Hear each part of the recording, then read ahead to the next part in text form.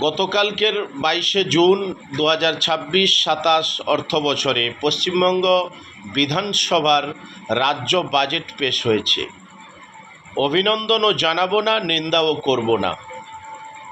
তবে হ্যাঁ, কিছু প্রান্তিক শ্রেণীর মানুষের আশা ভরসার জায়গা হয়েছে, তাদের আশার আলো জাগ্রত হয়েছে।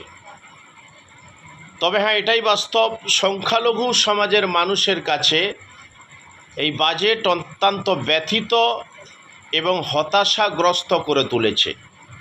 তারপরেও বলবো, বর্তমান রাজ্যের যে সমস্যা, হকারদের পুনর্বাসন, অসহায় দরিদ্র হকার শ্রেণীর মানুষের পুনর্বাসনের কোনো ব্যবস্থাপনা নেই।